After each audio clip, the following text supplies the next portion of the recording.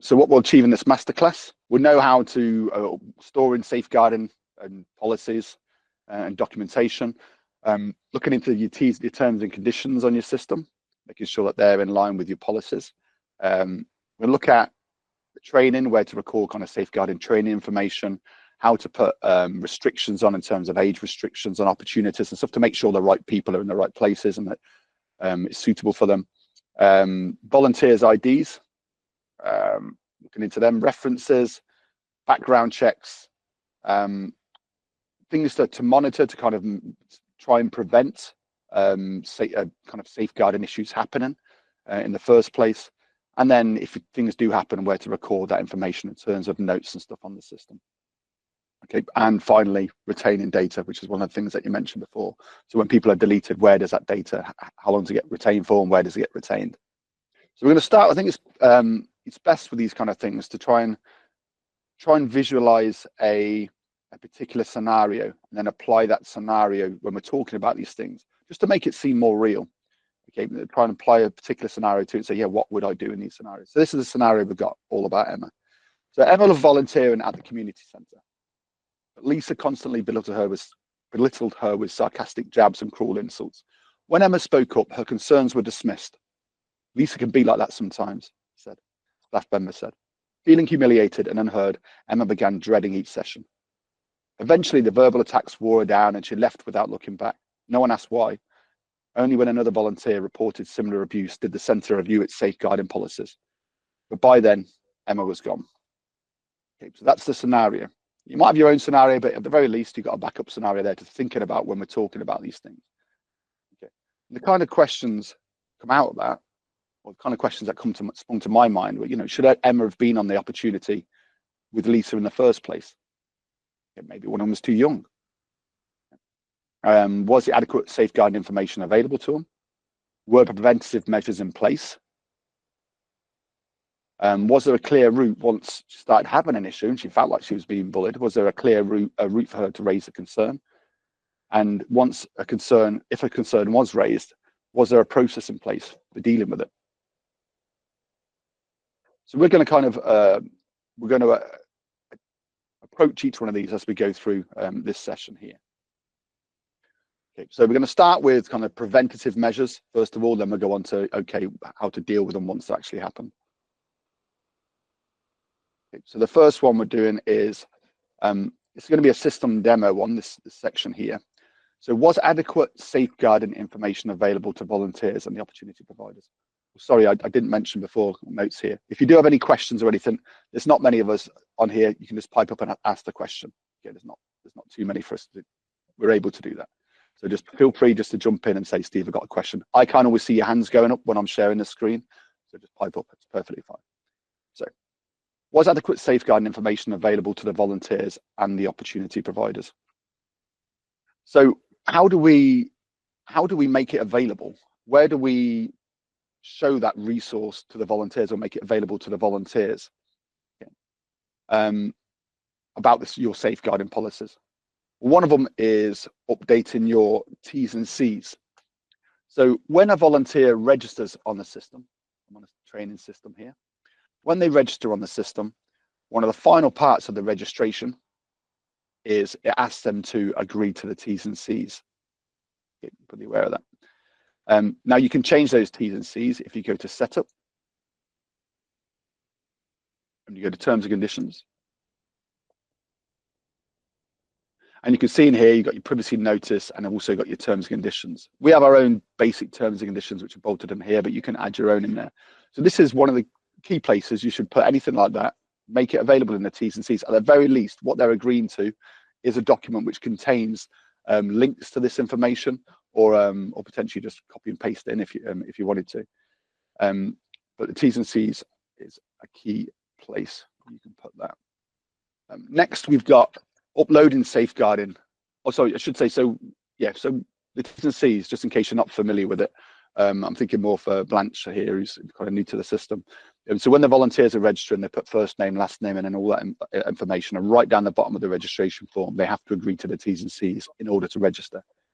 So I'm saying, so it's one thing that they cannot avoid going to saying, I agree with the T's and C's. They may not click on it and view it, but they can't say that they never had access to it.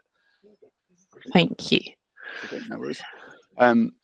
So T's and C's. Next one is, what about uploading safeguarding policies and to the policies to the resource library?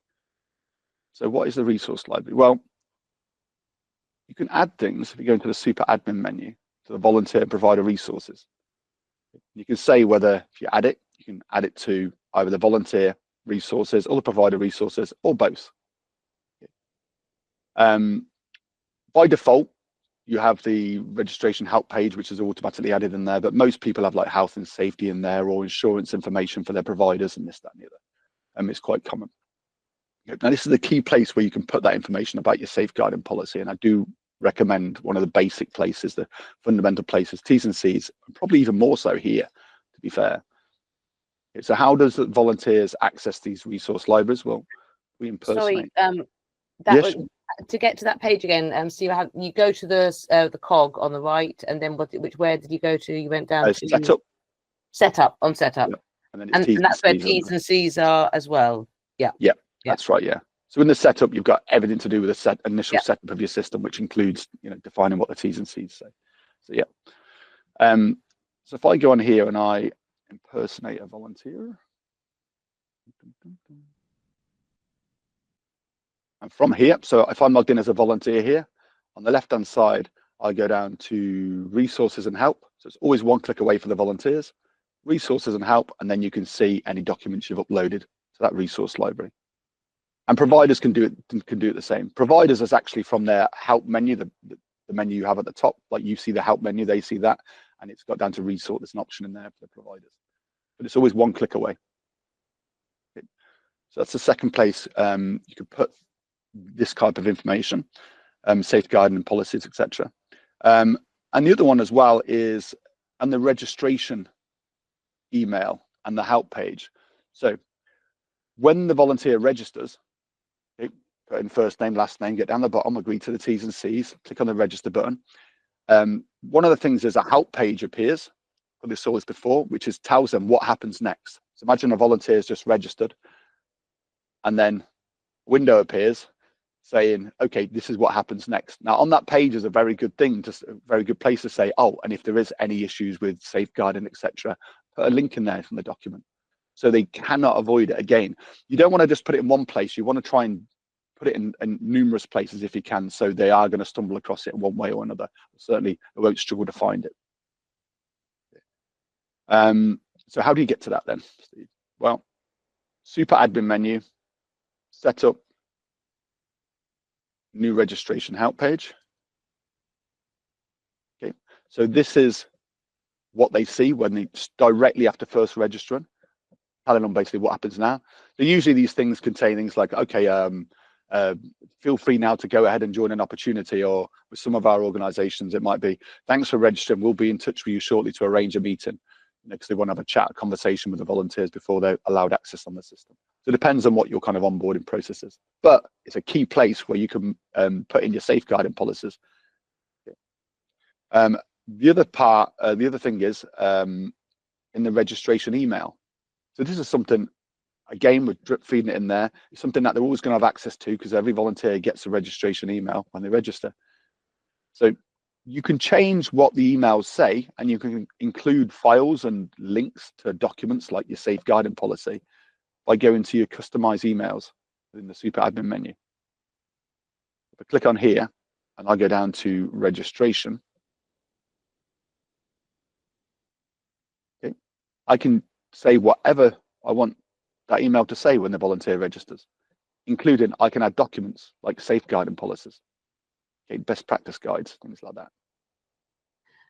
Steve, on these, the all the everything in blocks, org name, vol login link, that's all kind of auto filled in from our organization and from the volunteer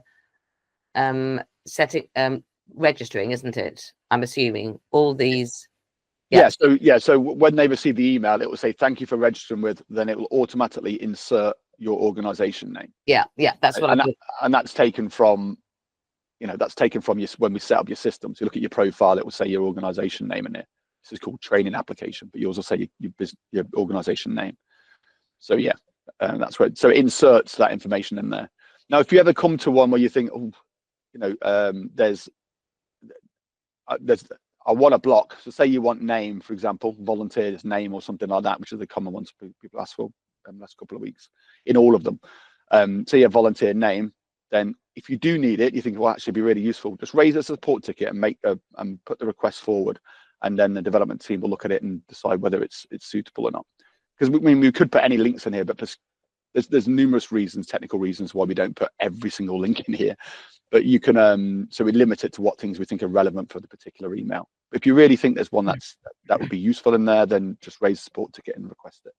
And one more question about these generic emails. I tend to upload my header and footer. Is there a way we can personalize them, and that personalization is remembered by TK when we do another bulk email? A bulk email, because bulk email is different from this. This is bulk email. Well, any email. I mean, like, so all these emails, you know, what would be great would be to have them personalized with my Wiltshire Wildlife Trust header and footer for each email. Otherwise, you know, I mean, when I first started doing this, I didn't realize, and people just got blank emails because I hadn't put enough about who I was and our organizations that some of them got confused. Not everybody, obviously, but is there a way of personalizing them once and then that filters through to all the emails? Does that make sense? Yeah, there is. You've got email signatures that you can add, which will automatically be applied to the bottom of emails that you send out. Okay. So you can do your email. It's just a signature though. If you go into setup, email signature here, you can put in an email signature which will be applied to the bottom of all of your emails that you send out. But I mean, if you want, like, put a header and a footer and put your logo and stuff in there, yeah, then I suggest you just customize the email. Go to the customize emails page and do that. And what so you can do, should be able to do that, and then that one change will stay in perpetuity, as it were. yeah, I mean, you have to do it for the emails that you want it to apply it to. So if you want it to apply to every single one, you'd have to do copy and paste it. Okay. Job to every single one. There's no way of applying it and then it attaches it to every single email. But you could have put it in. You could go into the email and say, go into the emails that you think are relevant. Say, well, you won't be using all the emails anyway. You're probably going to use some of them. You'll know it'll be triggered off depending on the setup. Is there one for bulk emails? There might not be, might there? No. No. But what you could do with bulk emails is, so a couple of things is what you can do with these is if you click on the source button here, it shows you the actual underlying HTML code behind them. And the reason why I say this is because your headers and stuff, they're probably in HTML. You probably don't realize it. If you can get that, you can just paste the HTML in and it'll put the formatting in of the logo and the rest of it, and kind of the formatting and all that stuff will all be in there in place. So the source, clicking on the source button exposes the underlying HTML code that makes the text look the way it looks. And images appear the way and the size and the rest of it. So you could always do that. With bulk emails, so you talk about the bulk email function up here. You can do that. You can just save a draft, is what people tend to do. And they'll just copy from the draft, if you know what I mean. Yeah. They'll get what I say, this is a template, save it as a draft, and then they can just copy from that draft there. That makes a lot of sense. But I'll raise that. It's a good point there. I see what you mean. A way of putting it in there as a standard, which is applied to all the bulk emails. So it's just, new volunteers or, older volunteers who aren't tech savvy, get these things in their inbox and just don't look at them because they don't look personalized enough. Which is fair enough. But... Yeah. You have to be careful with when you're sending emails out. Sometimes if you go like overboard with the images and overboard with all that kind of stuff, like the formatting, it makes it more likely that the email will be rejected by the recipient email server. So when you're sending any email out, it basically gives it a score, called it a spam score of how dodgy that email looks.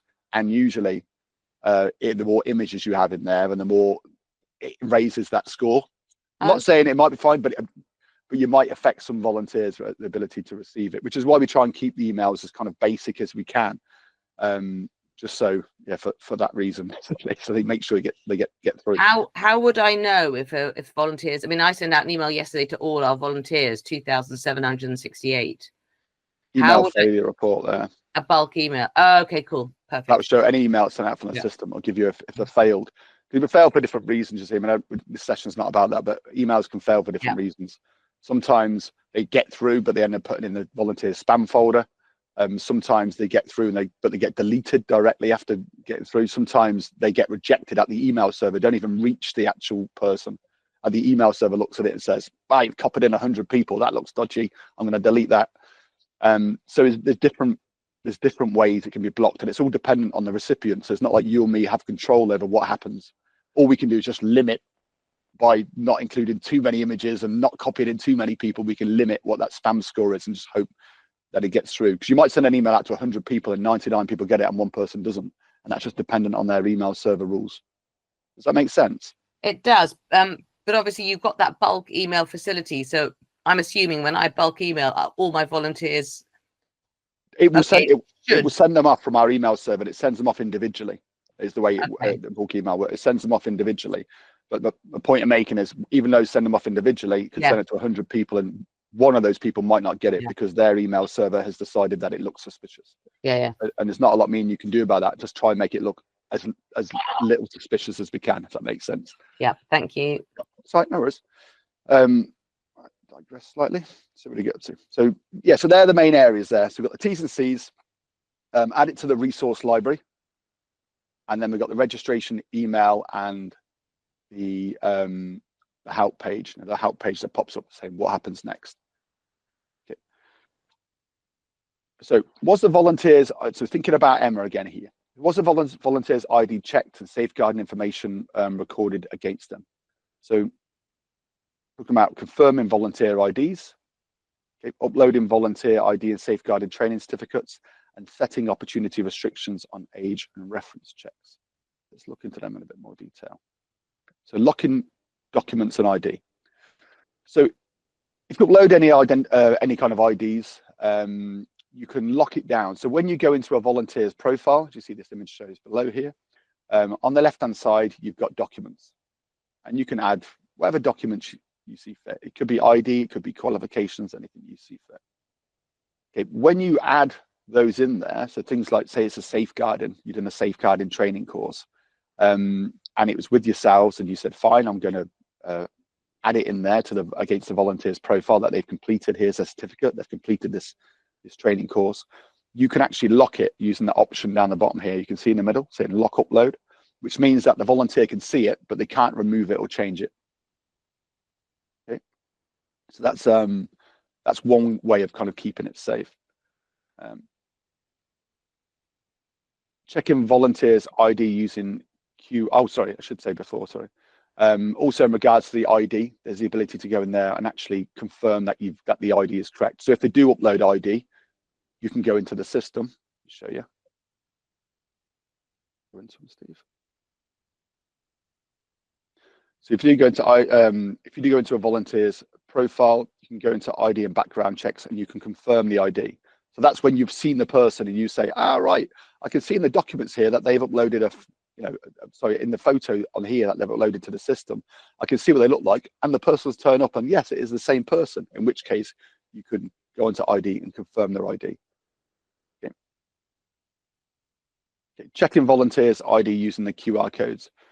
So when a volunteer logs in TeamKinetic, either using the website or the mobile app, if they select an ID badge from the side menu, you will see the QR code. So they can log into the app and they can click on ID, and it will show you that image you can see on there on the left, the ID badge. So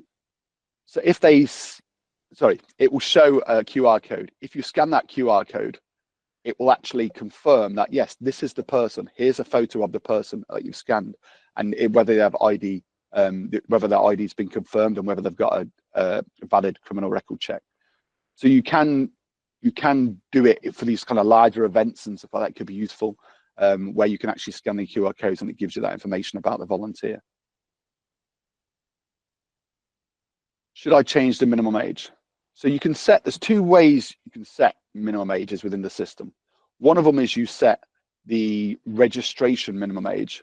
So what is the absolute youngest that you would accept a volunteer? And normally when I ask this in training, people say, well, we'd accept any volunteer.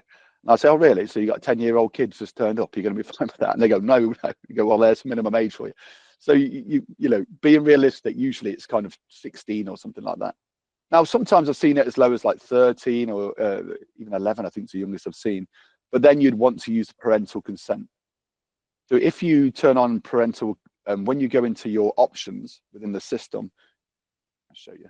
When you go to options within the system, you can set what the absolute minimum age is and also the age of parental consent. So minimum age here is set to 13. And if I set this to 18 for volunteer registration verification, it means that anyone over the age of 13 will be able to register. But if they're below the age of 18, it will ask for their parents' email address and name, and it will email the parents, and it will wait for the parents to click on the confirm button to confirm that they're happy for their child to be involved in your volunteer program. Now, we all know that's not, you know, not watertight. Obviously, they could put in their mate's email. I think there's ways they could get around that. But at least it's showing you make an effort here to try and make sure that, you know, they're happy with this person who's quite young turning up to the volunteering program. So yeah, but you've also got, it's actually minimum, just to let you know in case you're wondering where that is, options, down to registration, it's in there. You've also got the ability to set minimum ages per opportunity. So, you know, when you go into the opportunity, you get to you put in the opportunity name, description, the location, and you get to a slide, because it slides across, as you know, a slide which says restrictions, and you can change the age for specific opportunities. So maybe you say, oh, this one's riding our quad bike or something. I'm thinking of Wiltshire here, you know, at the Wildlife Trust.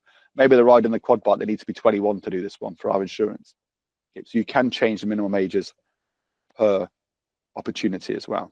Okay. Any questions over that? Consent, minimum ages? Oh, good. References. So you can use references to gain more information about volunteers who are joining an opportunity. Okay. Now, we have a whole reference module built into the system. Okay. I'm not going to focus in on this too much during this class, but I'm going to show you some of the stuff involved in it. If you do want to see more information, then I recommend you watch the references masterclass. It's like a whole session just like this, just about references. And there's also a training module in there on references, which shows a video where I'm just talking you through it all. But we do have a reference module built in, which allows you to kind of create reference forms within the system, you know, including all the questions. How do you know this person? Are they, you know, how many years have you known them? In what capacity are they? Do you consider them to be trustworthy? All them kind of questions you get. And then you can either manually trigger them for volunteers, send them off to the referees to actually complete, or you can attach them to opportunities. It means that when the volunteer tries to get on the opportunity, it says, oh, this opportunity requires 2 references. You need to get to put in the name of the referee and their email address, and it will automatically send off that reference form to that referee.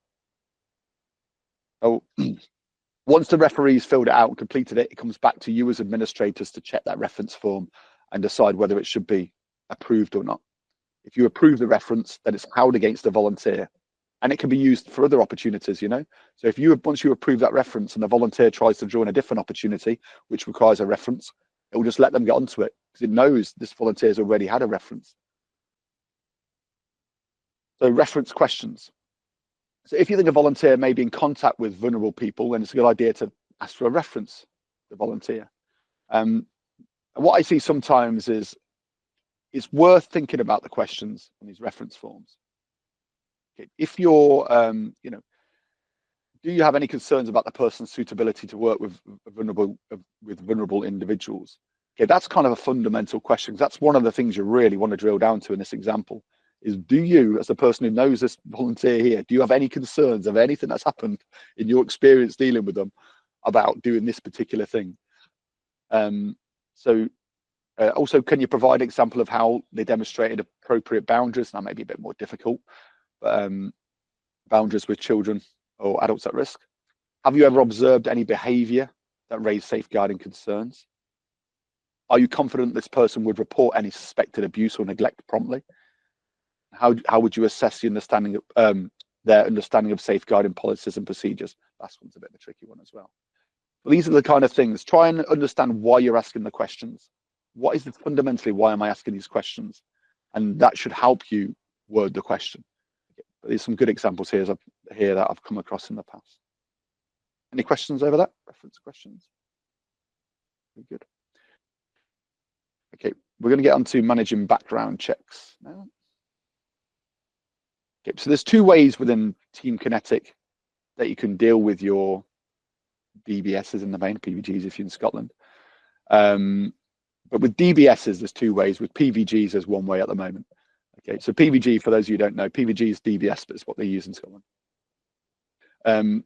Now, with the DBSs, we have an option of a manual background ID checks, okay, which you can also do with PVGs as well, where you can manually record the fact, okay, this person's got a DBS and this is the expiry date and all that. You can record it within the system. Alternatively, with DBSs, you can do it all digitally. So you can link it up to the TeamKinetic system. We have our own provider called First Advantage that you may use or you may be aware of, who do these digital checks. And you can, once you're set up on the TeamKinetic system, you can go to any volunteer and just say, start a background check. And then it will literally start the process. It will send the information to the volunteer and get that DBS processed in a very fast way. And it'll be a lot faster than probably the way that you do it currently. It may also be cheaper as well, believe it or not. So we're getting a lot of interest in that, in those digital background checks. But I'll come on to that, how that works very, very shortly. Steve, do you know how much it costs to use? It's about £15, per check.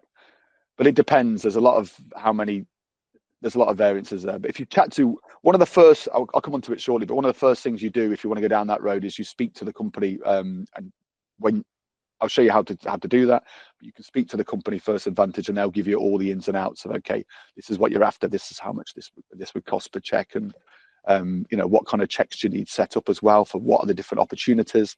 So they'll give you advice about that kind of stuff as well. What DBSs, what level of DBS needs to be in place. Okay. So manual background and ID checks. So how to record, so this is doing it manually. So this would work for your PVGs or your DBSs. How do you do it manually?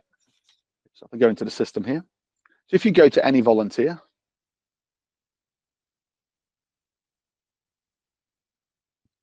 okay, on the left-hand side here, so we've got into the volunteer's profile page, volunteer's name, side menu. If you go down to background checks, okay, background check VVV, it's just because it's a training system. But you can this is where you can record the information. So initially, the volunteer has no background check. So it says, okay, then we'll put in the application reference. This is like your PVG reference number when you're applying for it, or your DBS reference. Imagine you got the piece of paper there with the reference on the DBS form to complete. You can put that reference detail in there. You can put in the application date. So let's put in a ref, blah, blah, blah, blah. Okay, the application date, well, that could be today's date.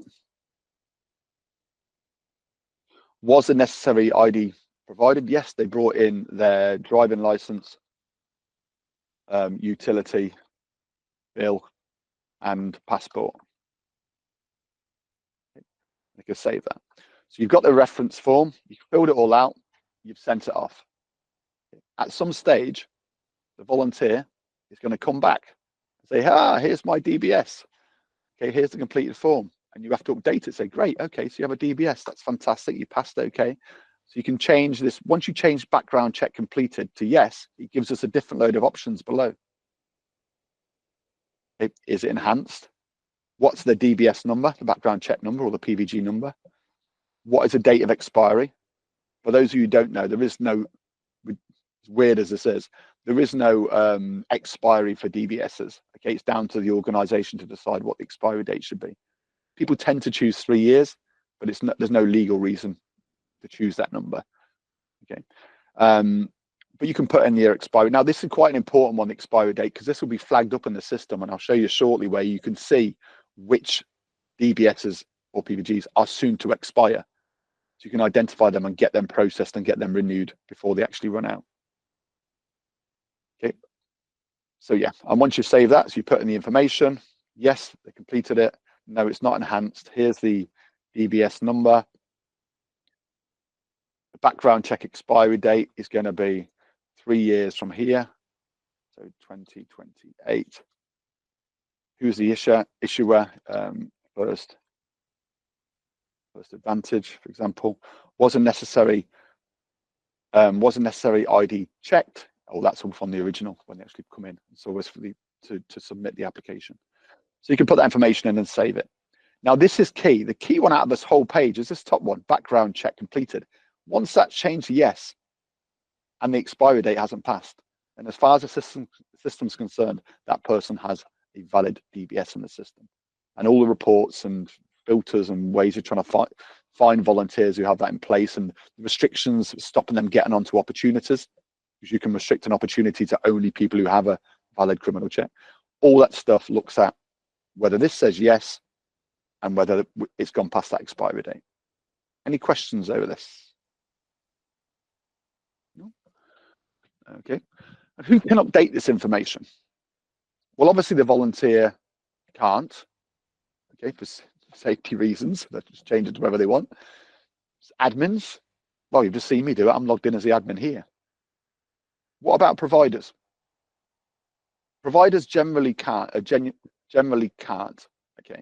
And the reason being is because throughout the system, if something like a DBS is related to the volunteer and can be used on multiple opportunities, like a DBS or a reference, another example, okay, it can be used for, you know, if a reference or a DBS is a background check is assigned to a volunteer, that can be used to either allow or not allow a volunteer on any opportunity on the system, okay, which may be opportunities offered by completely different providers than one you're thinking about. So, so it makes more sense that the person who can change that information is the administrator, because it's not, you shouldn't be able to let one provider change the information and then it goes on to another provider, you know, who's different organization altogether, and then, you know, why should it be applied to them? It's nothing to do with them. Didn't explain that very well. If you get the idea. Two super admins, or both super admins have that ability. Yeah, every admin on the system, whether you're a normal admin or a super admin, it doesn't make a difference. You can, so admins can go into volunteers and they can update their information, as you've seen me just do here. Can pod admin, yes, they can. So that, okay. Yeah, they can all do that. Just not individual providers. Just not individual providers, except, which is the final point I'm going to make on this, except, now we have the ability to do what we call trusted providers in the system. So it's like a provider on steroids, basically. And it's usually, nearly always, reserved for providers who work for your organization. Okay. So if you imagine, the thinking behind this, to make you understand this, is obviously if you have a background check, your organization needs a background check for an opportunity you're running, that's fine. But if you've got the Boy Scouts down the road and they need a background check for a volunteer, one of your volunteers, well, they need to do a background check. So they shouldn't have the ability to manage anything to do with the volunteers DBS or PVG. That's down to them to process that and keep an eye on that themselves. It's not down to you. You can't do that. It has to be with them. So if you take that thinking forward, then you realize that actually, yeah, it makes sense that if you are using this DBS stuff within the system, that it's managed by the administrators and not the providers. But in some scenarios, you say, well, actually, I've got this provider here and they work for our organization and they're creating opportunities for our organization. So I'm happy for them to be able to alter and change a volunteer's criminal check information, because it can only be applied to opportunities which we're running.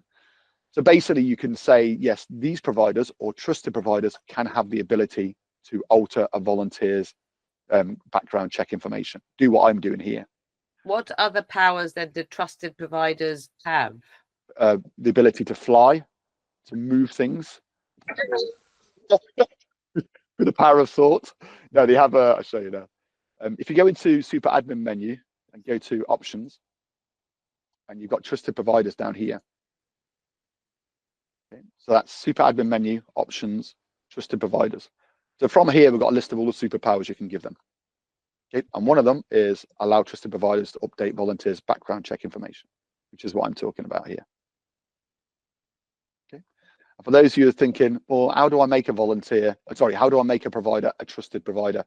you just go in, search for the provider and mark them as trusted. Here's a provider here. There's one that's trusted. It's got a little star next to it. Here's a provider here. If I go in here, I can mark them up the top, make trusted. Now, this is a trusted provider. It's easy as that. Okay. So any questions over what I've just covered there in terms of manually, that's how to manually record PVG and DBS information within the system. We've just gone through there. Digital background checks and ID checks. So why, key questions are, why is it worth doing digital rather than doing it the manual way I just showed you? What is the benefits of it? How do you get it set up? And what is the volunteer's experience? Is probably the things on your mind. How does this look to the volunteer? How complicated is it? Well, why to use them? So first of all, it's a faster process. It's very quick in terms of the turnaround could be, almost within the same day in terms of getting them set up, getting them having a, going from, oh, this person needs a DBS to, oh, this person has a DBS. It can literally be done that quick. There's no data entry. Other background checks, so it doesn't rely on you doing anything and entering that information. It's all down to the volunteer, and all updated information that the volunteers. So when they're entering this information, they can do it on a mobile phone, and any information they add, it updates it automatically on your system to say, oh, this person now has a valid DBS. Okay, and it's usually cheaper, like I say, £15 per background check on average. Okay, so how do you sign up to do this? Has anyone got this set up? I'm just thinking, who have we got on here? We've got Neil, haven't we, Blanche? I'm not sure whether you have this set up already, Blanche. You might have to have a chat with them. No, I was just thinking, I'm taking a screenshot. But yeah, I mean, supposedly we're paying £10 per check, but I don't know. Oh, that's really good. Yeah. Yeah, that's you might find it's cheaper. Like you say, it depends on a few things. As with the numbers that depends on quite a few things. But when you chat I'm to them, sure. I mean, there might be like extra admin costs that I don't know about, but whenever I'm looking, it's like £10 per one with Talent Cloud. So I don't know whether he's searched around and decided that's the one. So yeah. Anyway, yeah. It might be worth. I'd weigh up as well when you're thinking about this. I wouldn't just think about the price. I'd think about the workload, because once this is set up, it's so much faster. We're not making money out of this process. It's not that, but it is genuinely a lot faster and a lot less work for you to do. Okay. Process it. So you might say, all right, well, it takes me half an hour to process this person's DBS and fill out the form and all the rest of it. But you think, well, I can, that half an hour of my time plus the £10 is worth £15. You know what I mean? It's obviously worth more. Yeah, completely. Yeah, thank you. So how do you sign up? So the way you can sign up is, before I go into this, I'll just quickly show you on the system. Go into your super admin menu, go down to setup. Then on the left-hand side down here, you've got API and integrations, because this is an integration. DBS, automated DBS process with First Advantage is an integration, system integration. So you click on API and integrations, and down here, you've got digital ID and background checks. And literally, you just click on Get Started, and then it will direct you on what you need to do, and it will send a message through to First Advantage to arrange a meeting with you and all that stuff. Okay. But going through in a bit more detail now, that's the start button we just looked at there. They'll have initial introduction phone call with you, talk about what opportunities you're offering and give you a bit of guidance on what kind of levels, DBSs and etc. you need.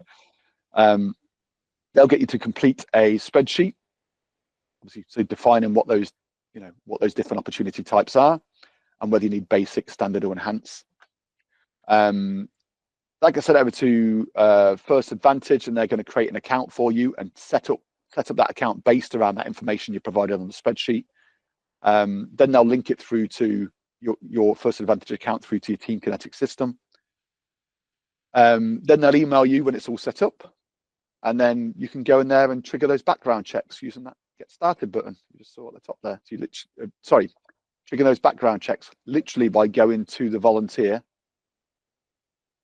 Show you this. Literally go into a volunteer once it's set up, and you go to background checks, and there's a button that says Start Background Check. It's as easy as that once it's set up. So it's a bit of a faff getting it set up. Might take you a bit of time, but it's not mega complicated. And once you get on here, they can go to ID and it's on here, Steve. I've lost it. Oh, it will appear on here. ID and background checks once it's set up, and it's literally a case of it will just say, "Do you want to start background check?" And then it will trigger off. Look, well, I'll show you now what it does.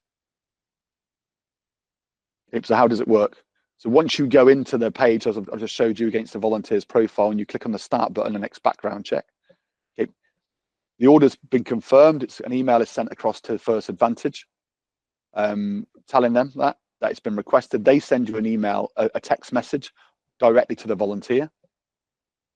So you click start, the volunteer gets a text message. The text message has a link on it to where they can actually, they click on the link and it takes them through a set of questions in regarding, okay, we need your ID, and it lets the volunteer literally upload their ID, put in there, it takes their information from that ID, and it's very clever how it reads it all. So they don't have to type much in, it kind of pre-populates a lot of it just from your photo of the ID. You've seen that before probably with other things. And it takes all that information and then it says, okay, and it submits it across for the check. And then once the check's completed, it gets updated within your TeamKinetic system. Oh, this person now has a valid check. So it lets the volunteer upload their ID, put their information in, automatically does the check, and almost it's very quick, certainly the same day, it will come back with some result, with the result. And if it's, and it updates that in your TeamKinetic system. Any questions? Can I just ask a question? Yeah, sure. So with this system, is the ID check element done entirely digitally? Yes. Okay, because we're in a bit of a funny position at the moment, because I'm sure some people are aware the changes as of November with the ID checking for DBS. It's now a manual check of documents has to happen in person. So that's something we're trying to navigate at the moment, but I wondered how that works within this system, or if it's something that's come up at all. I think it's worth, to be honest with you, I don't specialise in DBSs, believe it or not, but it'd be worth chatting to that First Advantage. So I'd go down that road and they'll definitely be all over it. Okay, cool. But I'd have a chat with them about that. I've heard about it, but I'm not fully aware of all the details, to be honest. Okay, cool. Yeah, this does sound like quite a nice option to be able to go to someone's profile and then initiate a check from there, because we're doing it entirely outside of Kinetic at the moment. Isn't it? Yeah, and you're kind of sending a volunteer to various different places to complete different steps of onboarding. So yeah, I'll definitely look into this.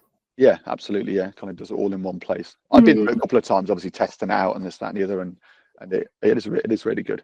Once you get it set up, it's really good. But yeah, it's worth looking into. Thank you. Can I ask, Steve? Yeah, sure. Sorry. What about the renewals? So is this ongoing, or do they set a time that needs to be renewed like we do manually? So when you do, the manual, oh, you mean with the automated ones? Yeah.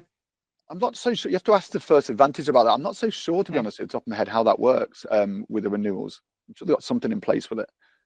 Yeah, just something I'd ask them when you start that ball rolling. Yeah. Okay, no problem. I'll have a look though, because I should know the answer to that. Sorry about that. Is there also an option for people who, because that's something we've kind of found whilst doing our DBS, is that obviously some people are not, it's more tricky with digital, so like uploading themselves, they've had to kind of come in and do it. Like, is there another option, or is it just that? No, absolutely. Yeah, if you get to avoid them through, or from First Advantage, I don't know. Yeah. No, you could do. Yeah, absolutely. There's nothing stopping you saying, okay, I'm going to do a manual one, record it manually in the system for this person. Do it the old-fashioned way. Turn up. Yeah, you can still do that. Okay. Yeah. From the volunteer's experience, when you go to a volunteer, so this is you going to the volunteer, you click on background checks and ID. There's that start button I was talking about. So all you have to do is go to the volunteer, click on the start button. Obviously, choose if you have an option. This is dependent on your conversation that you have with First Advantage about what types of DBSs you need, DBSs you need. You can select that, click on the start button, and it will process that particular type of DBS from.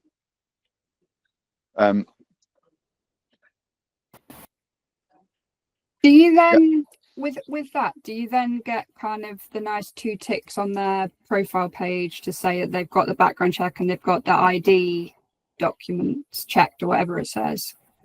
Does that happen automatically? Yes, it does. Yeah. That's cool. Yeah. Okay. I know definitely the DBS one does. I think the ID. Mhm. I think the ID does as well. I'm not 100% sure. I think it does as well. Mhm.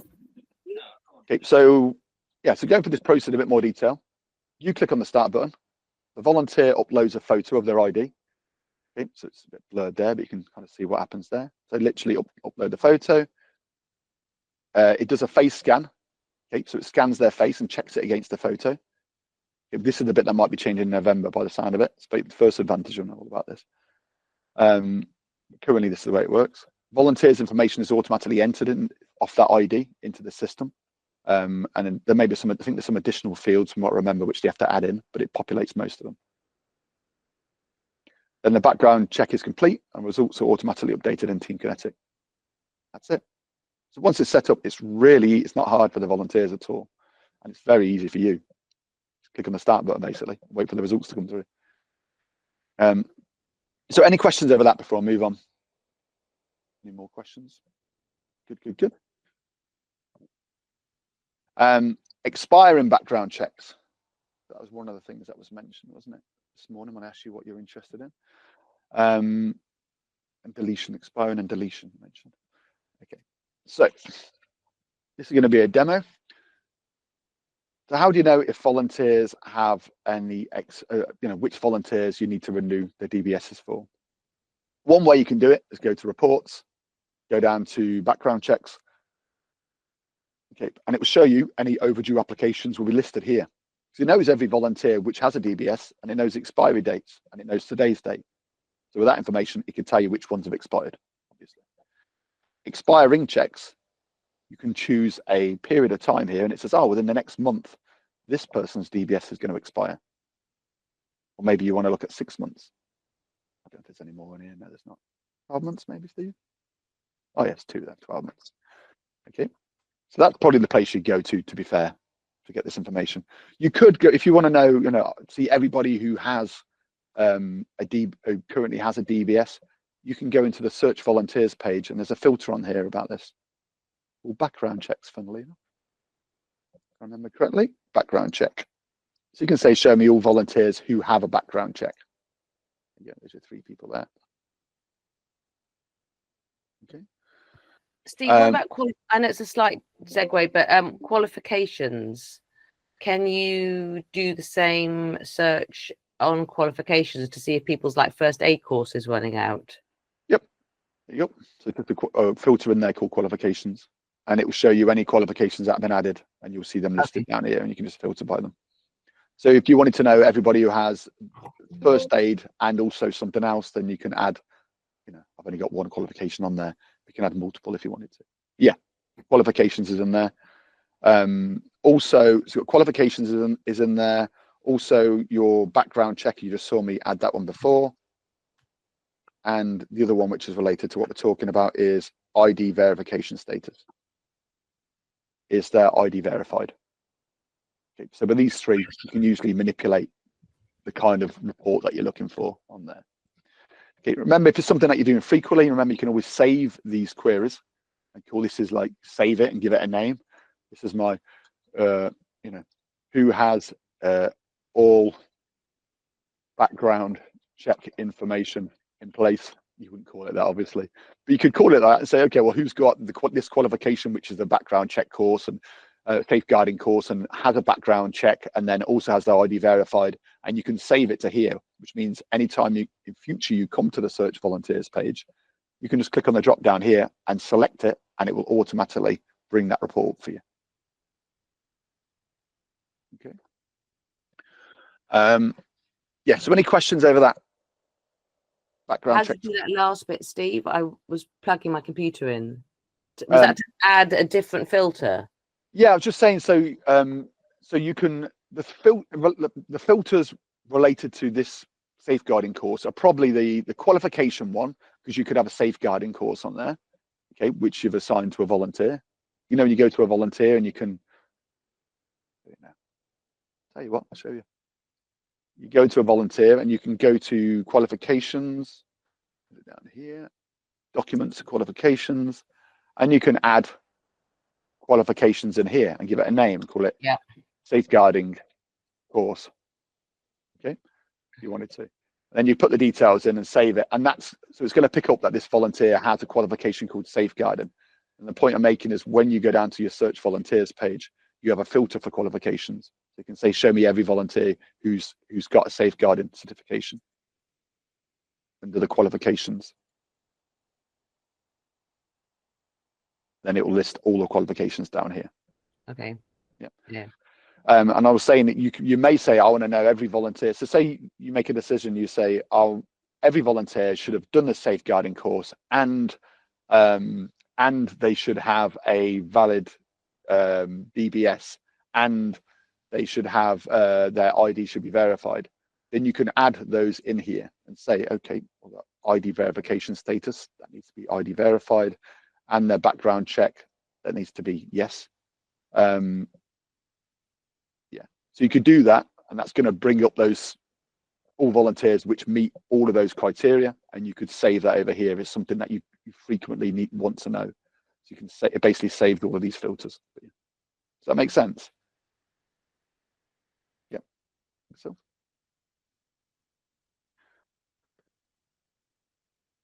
Right. So what setups work best for background checks? So if you're an organization who says, I just want to hold the background check information against the volunteers, but I don't want to restrict any opportunities to it by background checks. I just want to hold the background check information against the volunteer. In that scenario, that's fine. Works great. Well, what about if an organization you say, well, all of the providers on my system work for my organization? Okay, that's also would work great.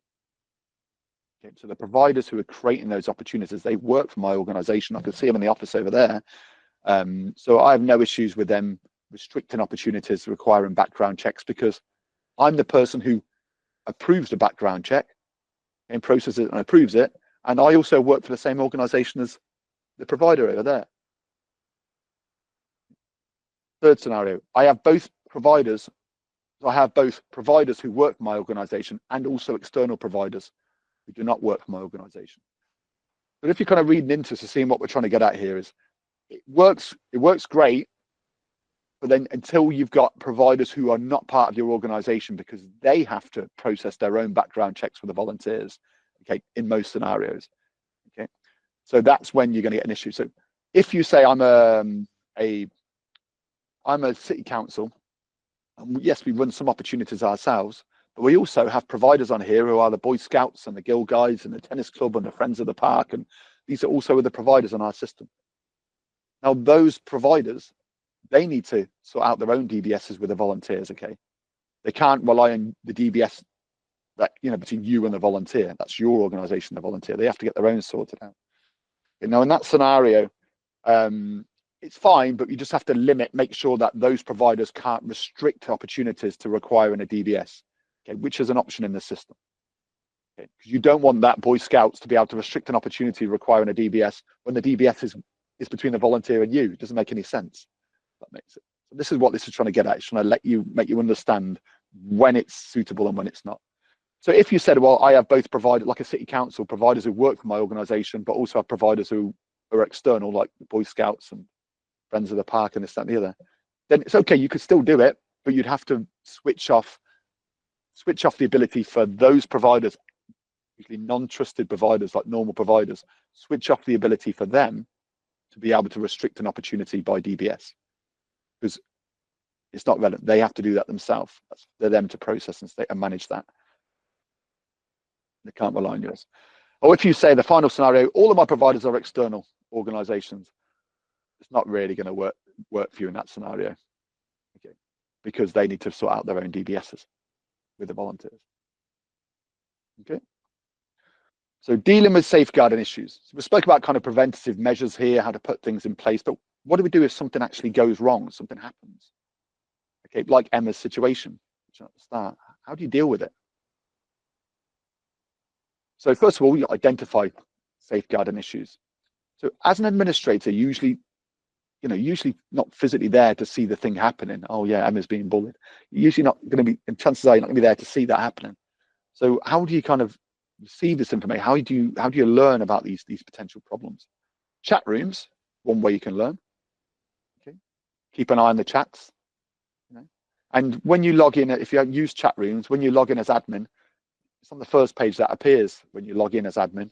At the bottom there, it shows you kind of things that may be of interest, and it will tell you any chats that have happened since you last logged in. So it's a good idea to kind of have a quick glance through them and see if there's anything which concerns you. Also, I mean, at any stage you can go into as an admin, you can go into any opportunity chat room and have a look at it yourself if you want to.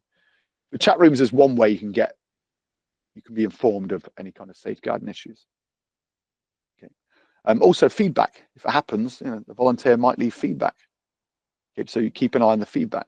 For those of you not aware, if you go to reporting, you've got feedback down here where you can see all the feedback by volunteers. Okay. Look for anything which is of concern to you.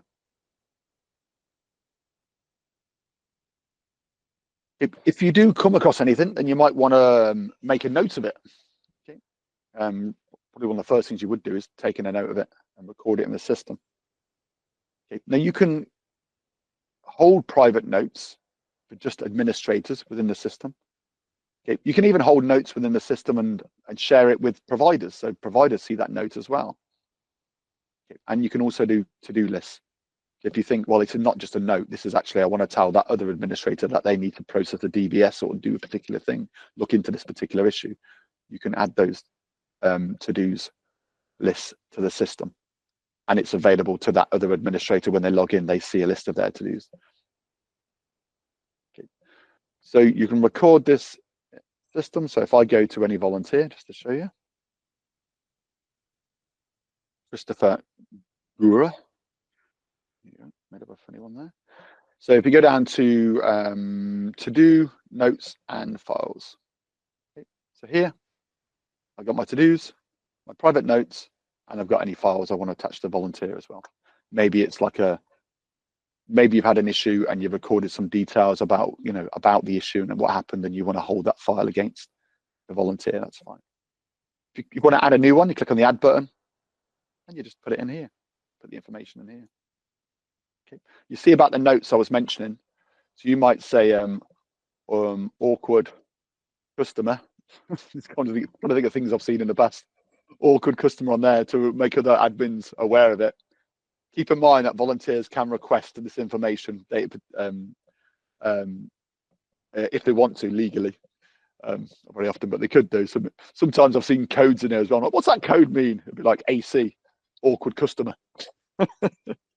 But you can put them on it. If you think it's something which you think would benefit the providers, okay, which wouldn't be like wording like awkward customer, but if you thought something that might benefit providers to know, so maybe they have they have some kind of issue that they need to be aware of when they turn up to the opportunity. This person has hearing issue or something like that.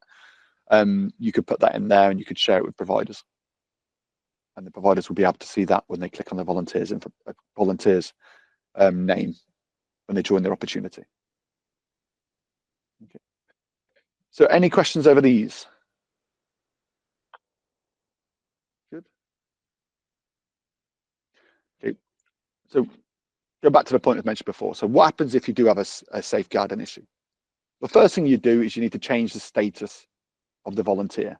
Okay. You don't want them carrying on doing opportunities and the rest of it. You want to restrict their access until you resolve the issue. So you can do that by going to the volunteer and just changing their status. So I'm on a volunteer here. Okay. Update access status. I could change the status to revoke due to safeguarding HR reasons, which will stop them being able to log in or access the system. And you might put a note on why you've done that particular thing, why you've made that particular change. If there's no action, so you'd revoke access normally, then you'd say, fine, okay, let's go and do an investigation into it. And you say, oh, it's fine, it was something and nothing. It was a storm in a teacup, as they say. So I'm going to change them back and grant them access. You go back into here, update their access status again, change them back to grant access, normal access, save it again, and they're back to where they were. If you think, oh no, there was an issue, I've looked into it and it was definitely bullying, and I am not happy for this volunteer to continue volunteering with us, then you can go to revoke. Oh, sorry, I've got that confused then. When you initially have the issue, you should say change it to under review, so they can't log in and they've got no access. And then once you say, oh no, I've looked into it and there was an issue here, I don't want this volunteer to be using our volunteer program anymore, then you can revoke due to safeguard HR reasons, and you can put in the details below of why you revoke that access. Okay, so it goes from every volunteer has access granted to start with. Okay, something's happened, you change it to under review while you're looking into the issue, and then if you decide that is fine, you grant them access again. Okay, if you decide that is not fine, then you revoke due to safeguarding or HR reasons, which will stop them being able to log in. Any questions over that? You're good. Data retention. This is one of the hot topics. So when it comes to deleting volunteers, okay, whether they delete themselves or whether you delete them or whether they're automatically deleted, okay, the system will do the same thing, and it'll look at the settings and decide what happens. Does it automatically let them get deleted? Does it retain their information within the system? Okay. And you can set them up in the super admin settings. I'm going to show you that in a minute. Okay. And when it comes down to data retention, so if you say, okay, we are going to retain their data, you can specify how long that data is retained. So regardless of how they're deleted, doesn't matter. Okay, this you can define within the super admin settings how long that information is retained, whether the volunteers deleted them, whether you've deleted them, or it doesn't matter. So this one's set to 2 years, 24 months. And you can also define what level of information is retained. Now, when that information is retained, it appears within the super admin menu, retained data table. This will show you all the volunteers who have been deleted, and it's retained their data. And it will stay on here for 24 months on this system, as we saw, and then it will completely delete them off this system. Okay. So that's the first part of it. You can change in the super admin settings. Where is it down here? Volunteers. How long the data is retained for, and what level of information is retained. Is it just their hours, just anonymize it and keep their hours, or do you want to keep information about what opportunities they've been on, their profile information, maybe including email logs, etc. So it's 1 to 4. Okay. Any questions over that? Data retention. Okay, what I will say is when you do initially delete them, it holds them for, I think it's 48 hours. It holds it. You'll actually, regardless of how it happens, you do get 48 hours to restore them anyway, before it starts looking at moving them across into the data retention table. So during that 48 hours, because we know that people make mistakes, oh God, I didn't mean to delete them, I just meant to click on the other button. So you can quickly restore them without any issues whatsoever. But once they get moved to the data retention, that's when it starts stripping out the information. And it says, we're not keeping all information now. We're only keeping the information that you've specified within the super admin menu, the data retention level. Okay, but within 48 hours, it will keep all information up to that point. Any questions over that? Sorry, Steve, can you just go back to where you put your settings in? Yep, sure. For it. It's under... So it's under super admin menu. Yeah. Options. Options. Volunteers. Right, okay. Yeah, fab. We've got a bit of time here, so I might just expand on a couple of these things. So you mentioned deletion. So I mentioned before about it doesn't matter how the volunteers deleted, whether they delete themselves, you delete them, or they could be automatically deleted from the system.